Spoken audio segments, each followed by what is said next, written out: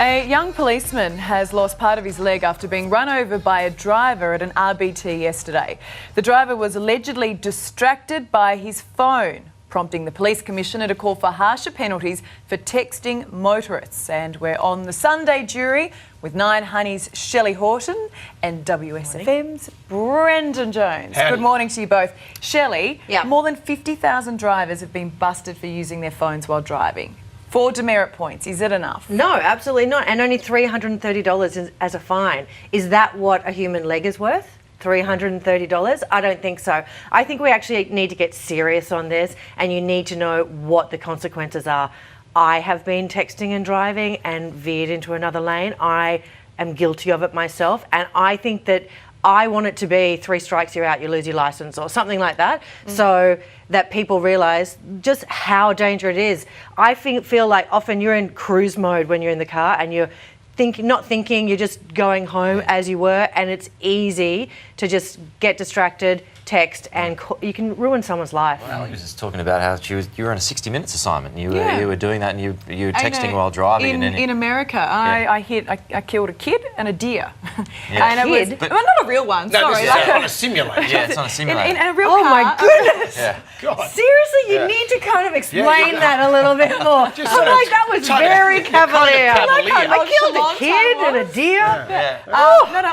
On a driving track, Yeah. and they were cutouts. But they said, okay, now do this and what have you. And I thought I was waiting for things to come out of wherever. So you thought you were hyper aware. Yeah. But the point is that these distractions are so easy, aren't they? Especially if you've got. But it doesn't have to be just texting. You know, you can be on Maps, you can be on Spotify, you can be doing anything. Yeah. You know, you're guilty of that. Well, because I ride a motorbike, you can't do it. Yes. But I do see over the years what I've noticed is how many drivers actually on their phones and you know what, Sydney traffic, Melbourne traffic, Brisbane traffic, it's all slowing down because people are on their phones, and you see it all the time. You see there's traffic jams. There'll be one guy on his phone because he gets stuck in the traffic and he'll start looking at his phone, so he holds up the queue a little bit, then the traffic lights change.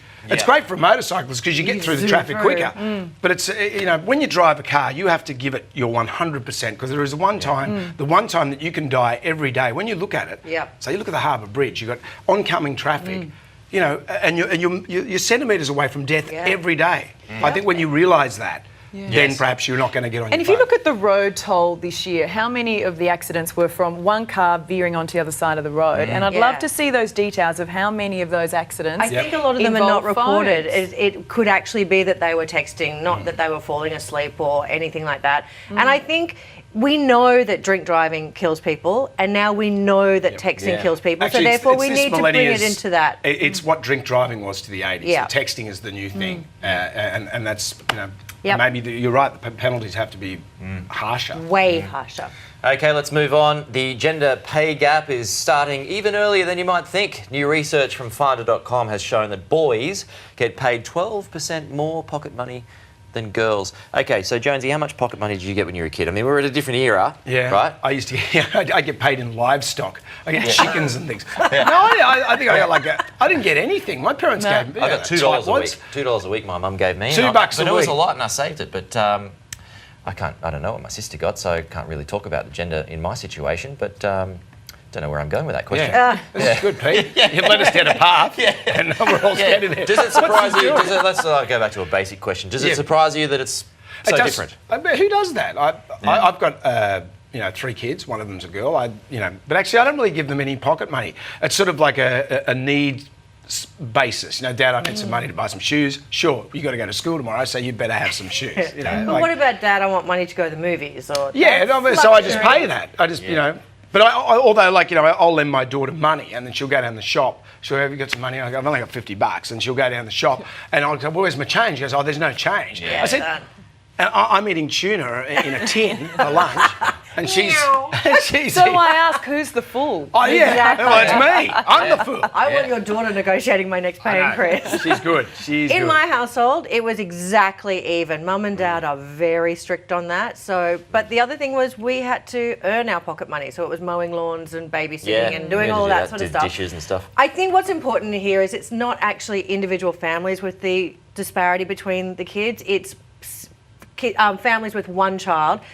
a boy will get more than a family with one child with a girl. So I think it actually comes down to parents having more of a conversation and finding out what it is, what's normal, and then making sure that they're kind of online with that. What if your kid gets an agent? All of a sudden, one of my kids has got an agent. Yeah, but the agent takes 20% commission, so it's got Nick Fordham. Yeah. Nick Fordham comes in. Okay, this is what he wants. He wants a 10% increase, and he doesn't have to feed the cats. Nick was just in. Yeah. Pointing to you, Nick. So that's great. All right, good chat. Great. Yeah, you're looking forward to Married at First Sight later on tonight? You have no idea. I am married to Married at First Sight, and I've actually seen this week's episodes, and I can tell you that it's the best era of television this year. Awesome. Okay, well, don't go anywhere we're because gonna up talk more on next, that. we've talked about kids' pay. Yeah. Next is Pollie Pay Day. Some of our state politicians pocketed a 5.3% pay rise. Is it too much? We'll weigh in after the break. It's very courtroomy, isn't it? It's the segment. Victorian politicians peggeted.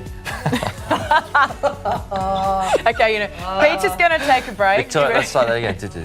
Victorian politicians pocketed a 5% pay rise last year, pushing the minimum salary of a politician in Victoria to $168,000. Okay, time to see what our Sunday jury thinks, and we're joined by Nine Honey's Shelly Horton and WSFM's Brendan Jones. Well, what about this? This is just the usual fodder. Of course they should have a giant. Let's give them more money. We don't talk about politicians enough. Come on. But if you look at it, the lowest paid workers last year received a pay rise of 3.3%. I mean, do our pollies deserve more than that? Well, it's just Orwellian, isn't it? Just read Animal Farm, the pigs are in the trough. It's just that's just it. That's life. Be a politician, you get all that stuff. I don't know. Well, what are you supposed to do? I have no answers. Pete, field this one. Well, I mean, He doesn't even realise we're live. are we doing the show again? Yeah. Are we on? What do you think about this, Shelley? Look, I find it appalling, and I think that every single person who's out there in a low wage will just be offended that they're getting such a large increase. The last time I had a scheduled increase was when I worked at ABC, and again, a government situation. So I don't know if we even need scheduled increases. I think it should be merit. I think it should be on the job that you've done, not that you're guaranteed to go up. Like the wage growth at the moment is very slow as well. So I mean, there would be a lot of people who don't earn anywhere near that. And who would feel pretty ripped For the off. Premier, Daniel Andrews, that's $19,000 increase. $19,000. Yeah, but the premiers they do have to do a lot of work. So does everyone. Yeah, but I there's don't a know lot of anyone work. who's just like cruising. It's at the easy to moment. bash. It's a soft target. It's easy to bash politicians. It is easy to bash. But what you do have now is this gap when, with the rail dispute you've just had in New South Wales, where the workers have been asking for a pay rise, but then you learn that management are saying no, it's outrageous. But then you find out they've all received a pay rise of nearly 10% over the past few years. So it's just got to even it out. Maybe we should become a communist country. Let's look to North Korea. Jonesy always has the answers. There you go, Solution. We all There wear we go. khaki. Yeah. We all get out and march in a parade. Share everything. You're some sort of dictator in this I like vision the of idea yours. of me as Yes. the supreme leader. Yes. Yeah, I think this is great. Let's start measuring up. I'm going to start goose-stepping now. Step on out of here. You know, I've never read Animal Farm. What? Peter, I've never read it. What Haven't got school around did you it. go Yeah. to? Did you I do went it in to Year some 10? good It's the schools. Year 10 syllabus. No, I read The Power of One at school. That was a good one. Green And eggs all and ham. of Pete's education Spot- comes from watching movies. Spot Goes to School. I read that one. That was a good one too. He didn't finish that though. Did he actually get to school? Spoiler alert. We're going to wrap all this up. All right. Shelley and Jonesy, thanks very Thank much you. for coming Thanks, this guys. morning. We've got plenty more coming up right after this break.